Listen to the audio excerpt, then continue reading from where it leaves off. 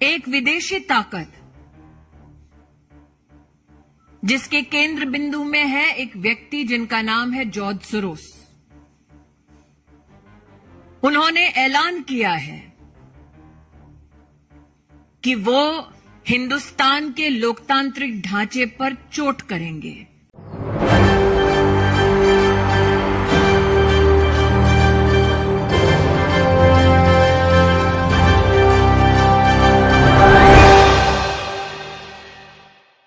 नमस्कार, आपके साथ मैं हूं ऋतिक सविता। स्वागत है आपका SPN 9 न्यूज में। आखिर क्यों स्मृति ईरानी ने यहां पर अमेरिकी कारोबारी जॉन सोरोस के ऊपर निशाना साधा है? आखिर क्यों देश के प्रधानमंत्री को जॉन सोरोस से खतरा बताया जा रहा है? क्या जॉन सोरोस जो है विपक्षी पार्टी यानी कि कांग्रेस पार्टी का साथ दे रही है? ये तमाम सवालों को लेकर कहीं ना कहीं एक बड़ा खुलासा स्मृति ईरानी ने कर दिया है। पहले आप इस वीडियो को देखिए। आज देश की जनता को एक नागरिक होने के नाते आह्वान करना चाहती हूं। एक विदेशी ताकत जिसके केंद्र बिंदु में है एक व्यक्ति जिनका नाम है जॉर्ज सोरोस। उन्होंने ऐलान किया है कि वो हिंदुस्तान के लोकतांत्रिक ढांचे पर चोट करेंगे। उन्होंने ऐलान किया है कि वो प्रधानमंत्री मोदी को अपने वार के मुख्य बिंदु बनाएंगे। उन्होंने ऐलान किया है कि उनके चलते वो हिंदुस्तान में अपनी विदेशी ताकत के अंतर्गत एक ऐसी व्यवस्था बनाएंगे जो हिंदुस्तान के हितों का नहीं बल्कि उनके हितों का संरक्षण करेंगे। आज देश के आवाम को मैं अपील करना चाहती हूं, चाहे आप व्यक्ति हो, चाहे आप संगठन हो, चाहे आप राजनीतिक दल हों, हिंदुस्तान ने वर्षों वर्ष तक एक लोकतांत्रिक व्यवस्था में अपनी सरकार को चुना है।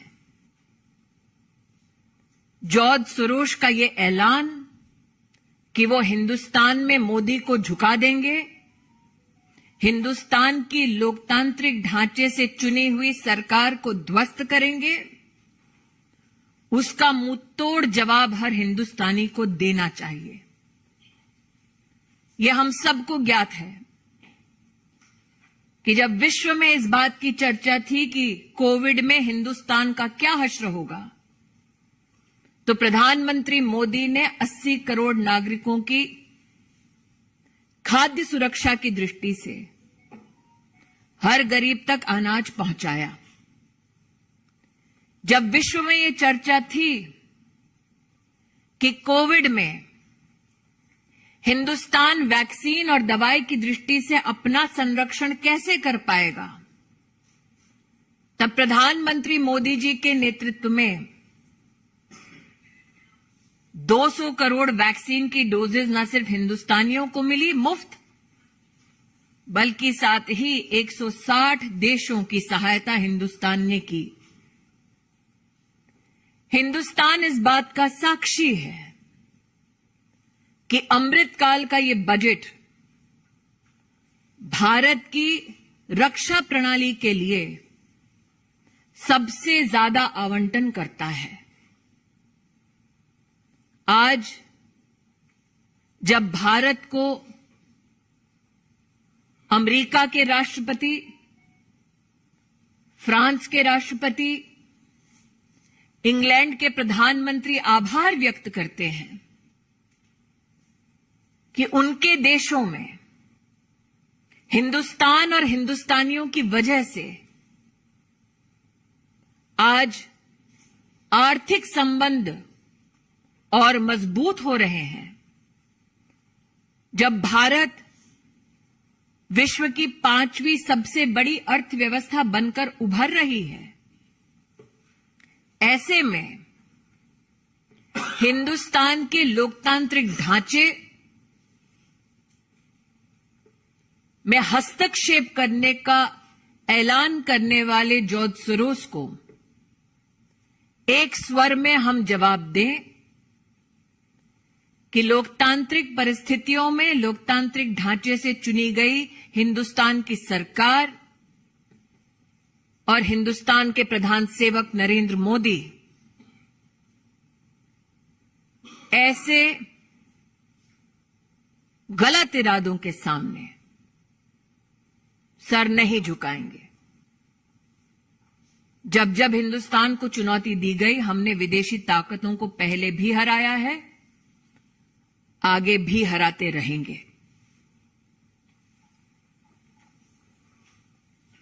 कोई प्रश्न है तो रविकांत राय टाइम्स में 1 मिनट अंकित रविकांत। आपको क्या लगता है कि भारत सरकार और भारत के प्रधानमंत्री की छवि को धूमिल करने की अंतर्राष्ट्रीय स्तर पर कोई साजिश रची जाए? देखिए, ये मात्र छवि को धूमिल करने का दुस्साहस नहीं है। अगर आप उस वाक्य को बड़ी बारीकी से सुने, वो सत्ता परिवर्तन की बात करते हैं, तो आप इसको मात्र इमेज से इसका संबंध ना जोड़ें। हिंदुस्तान की लोकतांत्रिक व्यवस्था को ध्वस्त करने का ऐलान किया गया है।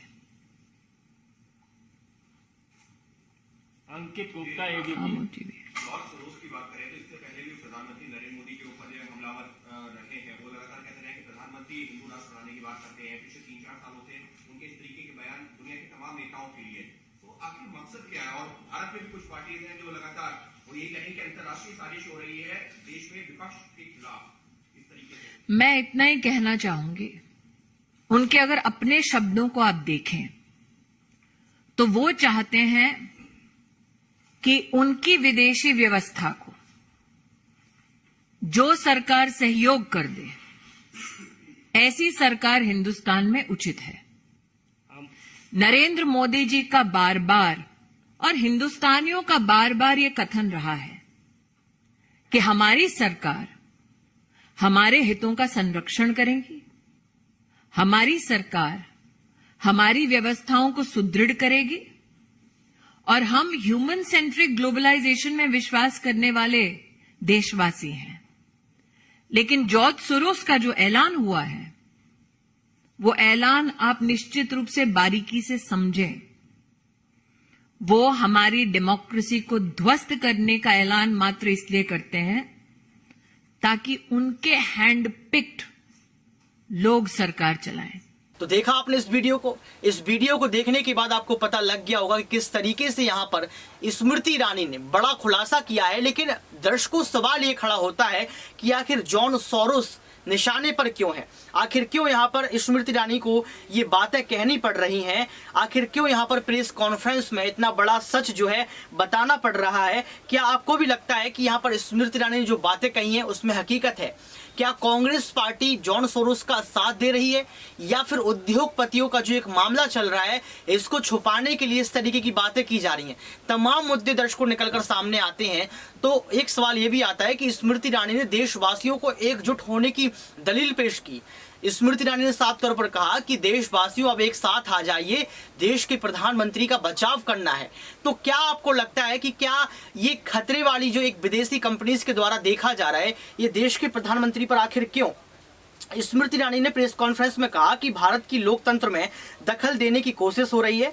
उन्होंने कहा कि एक विदेशी ताकत जिसके केंद्र में जॉर्ज सोरोस है, उन्होंने ऐलान किया है कि वे भारत के लोकतांत्रिक ढांचे पर वार करेंगे। उन्होंने ऐलान किया कि वे पीएम मोदी को अपने वार का मुख्य बिंदु बनाएंगे। तो क्या भारत के लोकतंत्र को ऐसे लोग खत्म कर पाएंगे? लेकिन स्मृति ईरानी ने एक जो बड़ी बात कही है, इसको लेकर क्या भारत एकजुट होगा? क्या विपक्ष की तमाम पार्टियां देश के प्रधानमंत्री और स्मृति ईरानी का साथ देंगी? आज के इस खास प्रोग्राम में बस इतना ही। देखते रहिए SPN9 न्यूज।